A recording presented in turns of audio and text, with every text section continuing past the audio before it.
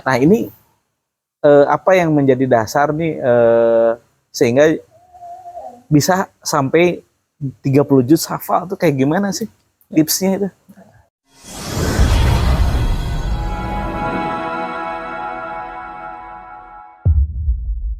Kang, pengen tahu nih rahasianya kan tadi kan memang dari kecil sudah dibiasakan baca Quran ya. Kan pasti ada titik jenuh ya kalau anak kecil karena anak kecil itu dunianya main ya. Kadang-kadang kan terlihat orang lainnya kayak gitu. Nah ini apa yang menjadi dasar nih sehingga bisa sampai 30 juz hafal tuh kayak gimana sih tipsnya itu? Nah ini pada nonton tuh ada anak-anak pramadasa di sini biar tahu nih tipsnya gimana tuh. Jadi awal mulanya ya lagi-lagi dengan bapak ya, kalau cerita saya banyaknya dengan bapak. Pas kecil saya diajak jogging ke tempat jogging yang banyak ramai pedagang itu, dan di sana kan zaman dulu kan masih zaman kaset DVD itu.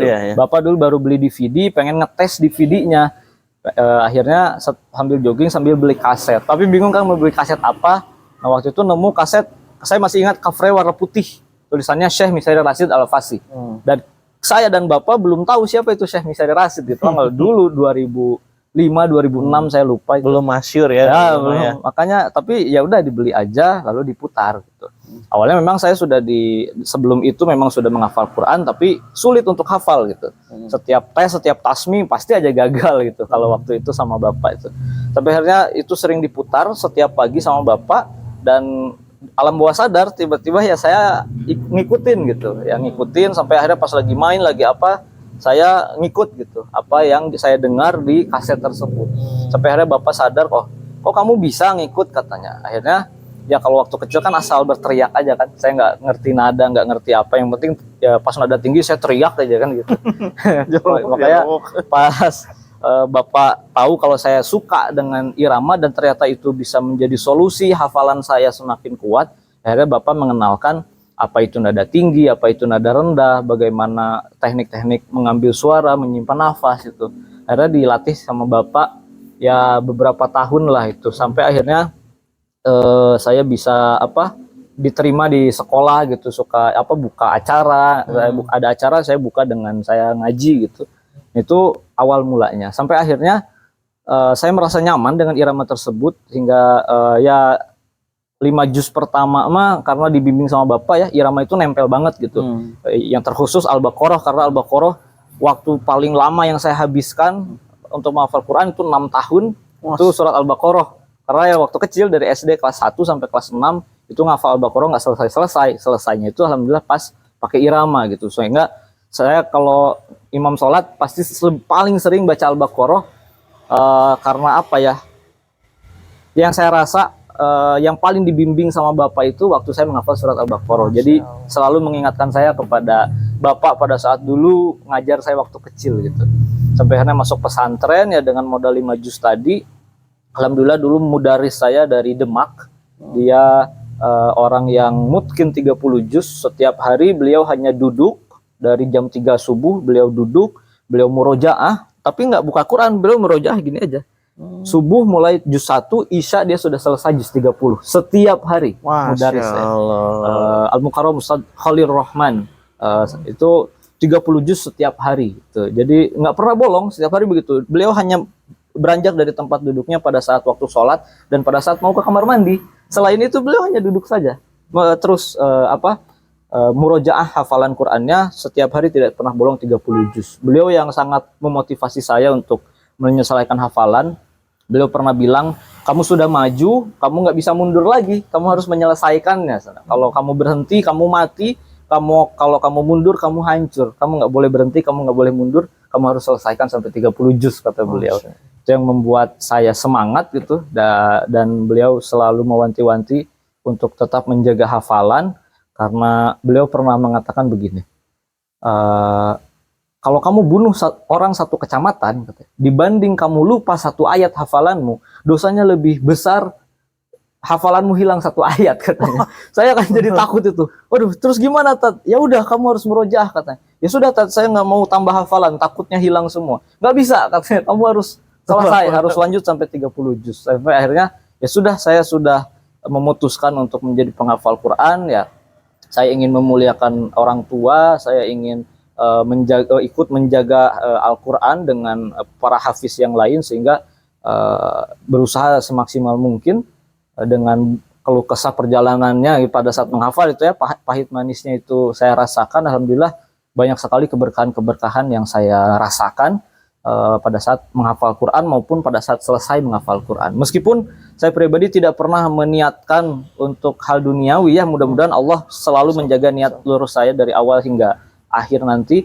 Tapi Allah Maha Baik, Allah memberikan banyak sekali keberkahannya, nikmatnya di dunia kepada saya, yang saya rasa ini jalannya, nikmat ini datang jalannya dari hafalan Quran saya rasa. Saya bisa dipercaya orang, saya bisa dihormati orang lain. Itu saya rasa bukan saya yang hebat, bukan saya yang terhormat, bukan saya yang jujur, bukan saya yang suci, tapi Al-Quran yang suci, Al-Quran yang benar, Al-Quran yang saya bawa kemana-mana, itu yang membuat orang lain bisa menghormati saya rasa. Maka ya banyak banget lah gitu, dari kemarin pernikahan saya, dari ya banyak sekali saya bisa sekolah di Darut Tauhid.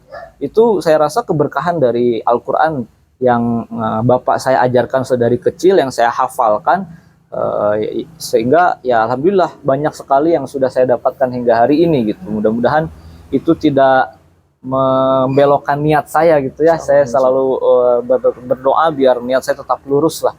Mudah-mudahan nikmat ini hanya yang Allah turunkan ini di dunia hanya sementara saja. Masya Allah. Bayang ya, Pak Kinkin pahalanya banyak pisan nih Pak Kinkin. Masya Allah ya. Seorang bapak, jadi apa, keterlibatan ayah itu luar biasa ya, keterlibatan betul. Ya. Meskipun kadang-kadang ayah tertatih-tatih ya. Ya, betul. Banting tulang yang tadi kan sampai 2 hari nggak pulang, segala macam. Masya Allah, luar biasa. Semoga Allah selalu jaga ya. Amin. Bapak dan keluarganya nih. Amin. Luar biasa nih. Jadi ketika pengen menghafal Quran itu jangan mundur ya. Ya. Terus. Ya. Nggak bisa. Jadi kalau lupa 1 kecamatan ya. Saya berapa kecamatan? Ya Allah, tapi ya tadi di ayatnya kan, manasa min ayatin au nusiha na'ti bi khairin minha au misliha. Siapa yang hilang hafalannya lalu dia berusaha untuk mengembalikannya, maka setiap dia berusaha itu dinilai kebaikan oleh Allah. Maksud tadi dosa itu hilang terus udah nggak mau lagi gitu. Hilang tapi cuek tidak berusaha gitu ya. tidak berusaha menghafal lagi. Justru kalau lupa terus kita ingat-ingat kembali dan susah, justru itu ladang pahala yang luar biasa mengalir, sangat deras menurut saya gitu. Jadi begitu ada hafalan lupa, berusaha ingat kembali, meskipun nggak hafal-hafal gitu, meskipun lupa terus, tapi kalau selama kita berusaha, insya Allah pahalanya terus mengalir. Yang tadi dosa itu ya kalau cuek dia ya, meninggalkan Al-Quran, dia memutuskan saya sudah melepas penghafal Qurannya, saya udah nggak mau lagi gitu. Jadi betul-betul ayatnya ditinggalkan. Nah, itu yang mungkin yang tadi dimaksud oleh Ustadz yang saya di sana di pesantren itu. Nah, Ustaz, itu kan menghafal Quran. Ya. Nah, Anda pernah dengar tuh, ya. Belum mencari sih kesohihannya. Ya. Ketika memanah, ya. mulai memanah, ya. Itu sama juga nggak boleh ditinggalkan, benar nggak sih? Ya. Itu gimana sih hukumnya? Sebuah ada hadis riwayat At-Tirmizi, barang siapa yang sudah mengetahui nikmat memanah, maksudnya nikmat memanah itu ilmu memanah, cara memanah dan lain-lain, dia sudah mengetahui, lalu dia meninggalkannya, maka dia telah menyakitiku, kata Rasul. Atau dalam riwayat lain, maka dia telah mengkhianatiku. Nah, itu sebuah ini juga ya, yang mendorong saya untuk tetap istiqomah latihan memanah. Saya latihan memanah insya Allah sehari 2 kali. Sehari 2 kali. Ba'da subuh dan ba'da isya. Mau di lapang, mau di dalam rumah. Pokoknya saya harus latihan sehari 2 kali.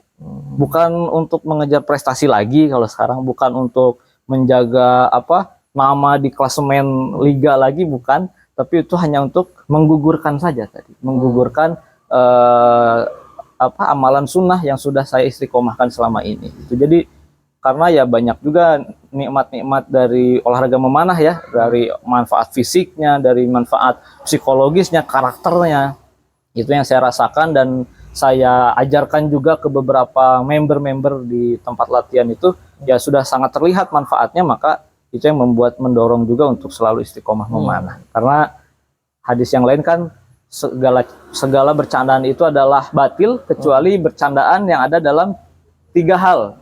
Pertama, seseorang yang melatih hewan tunggangannya atau berkuda. Kedua, seseorang yang berlatih memanah. Dan yang ketiga, pasangan suami atau istri yang